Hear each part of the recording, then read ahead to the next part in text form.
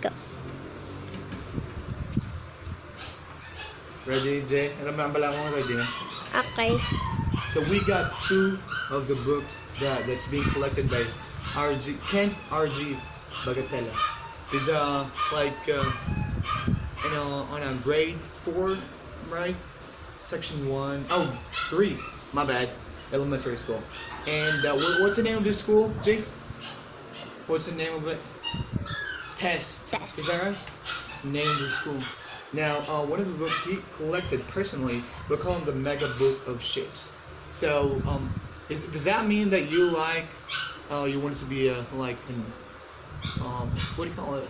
Seafarer? Okay, what's the job they call it? Like your father, right? So let's open the book and see, and discover the most amazing ships on Earth. That's crazy. Sounds interesting, right? Do you agree with me, love? Do you agree? Look at the video. This is one of the tutorials that we're gonna do right now with RG. So now it's just not interesting. It's okay. But the first main page of the book, you see, of course, a huge ship. I don't know what it means, but they call him the Millennium. Nice ship. Let's open up and see what we could have here. Okay, so it was published by the Alligator Books Limited. Cat House, Radio Avenue, London. Oh, London, beautiful place. And I see. So this is the contents. You can see right here, the modern ship. Like the contents. The first one on how it works. The other one is the liners and cruise ships, large and luxurious. Wow, beautiful. The second or the third tabs that we have is the hovers, hydros, catamarans, and ferries. Looking ahead, the cargo, the ships at work, the glossary, and the of course, lastly, the index. Now on the first page right here, as I mentioned earlier, this is let me read this to you guys for you to be able to understand what I'm talking about, right? So the first bullet, since the wooden trading boats of ancient Egyptians, wow, that's way back then, ships have been the main model of travel across the rivers and seas. Of course, boats. It's not obviously we're gonna land.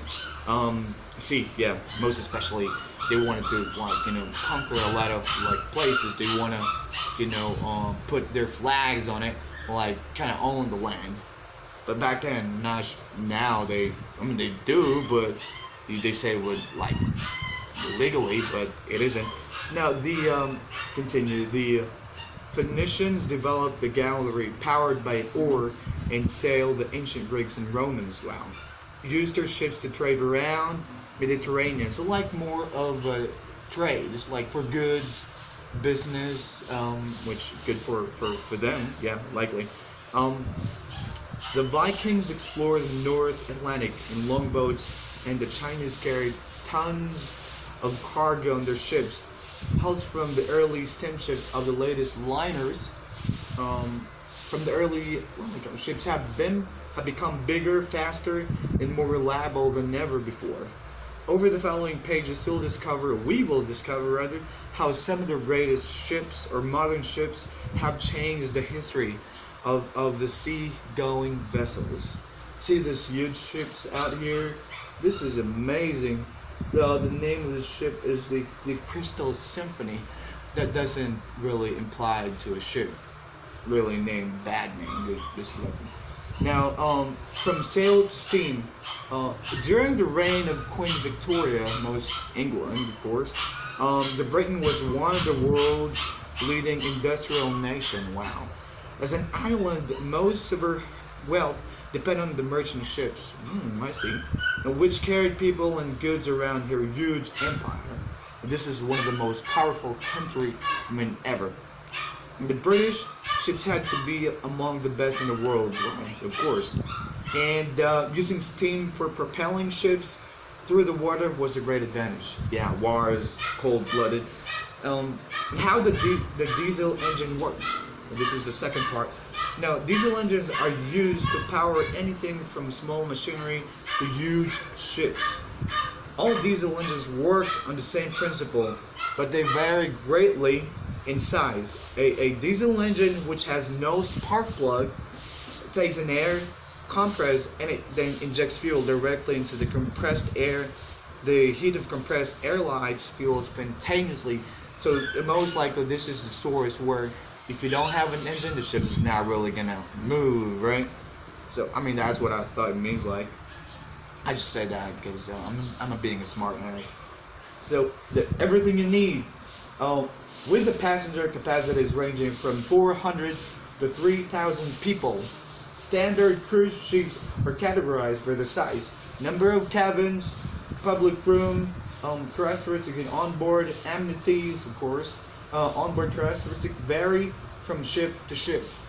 Designed to be self-contained floating resorts, cruise ships need to be capable of spending several days or more at the sea, most definitely, because they travel more than a day or two or three, depending on which place they're going to. So let's part of the next page right here. Oh, my nose are kind of scratchy. So in the early 20th century, huge liners carried hundreds of people across vast oceans. Pacific, West, there's a lot of oceans. 75%, well, most of the the earth covered by ocean, which significantly reason why we have this kind of ships, to travel along different areas. Now, while third class steerage passengers live in basic, overcrowded conditions, first class ticket holders travel in luxury. Sounds like huge money to spend. By the mid 1960s, as air travel became cheaper and faster, ocean liners were soon replaced by cruise liners. Now, this is the reason because the innovation. Instead of traveling just only in the seas, we now invented the most genius people that we have on Earth, airplane, which we're going to tackle none other than within the next few minutes. And that's the subject that we would like to take course when you go to college, right, G? There you go. Yeah, he agreed to me. Continue. Today, with every conceivable facility on board, passengers are often go ashore to see the size of the ship and make short stops in different countries. Now, what good's about the ship is it allows you to see things, most especially that you don't see if you travel by air, because the difference, and you can see other countries that it passes by. You'd see creatures like in the ocean. On the air, you're not gonna likely see anything on it, right? Because it's really up away. Not even birds could get to that. So only you can see clouds, very small areas going to the land. That's just pretty boring trip, I would say. So I'd rather prefer ships than the airplane if I go to travel. Love, do you agree? So when are we gonna traveling again? You don't know? London. London. I'm gonna go to London? Oh my goodness. Onwards. Oh, you can put a time mark on it. Yeah, see, I told you it's gonna be interesting. Now, the other thing, well, this is a very, very large and long ship. This is crazy. That's why they said about 3,000 to 4,000 people they could carry on a ship. They got resorts out there, cabin, restroom, crazy stuff. The first ship builders, the ancient Egyptians were the first to build real ships. I mean real. So there's a fake ships? Crazy. They used wooden planks that were curved at both ends. The vessels used to sail up and down the Nile and across the sea to trade with other countries. This is what I talked about earlier. They carried goods from one another trade. This is like a sort of industry to earn money. Now, often had huge masts held in place by ropes, square sails, help with the winds to push the ship along. Now, this is what we have back then, when they have some sort of what do you call it, ropes and to help the wind push the ships along to whatever destination they would like to go. Now, while men at the stern use puddles to steer the ship through the water. Now you see the puddles, like they kind of carry on the small ships. They used to use their hand to go around things that they want to go to. Now that is pretty much it. There's a lot to cover, but we're gonna tackle this one in our next episode. For now, guys, thank you so much for listening to me.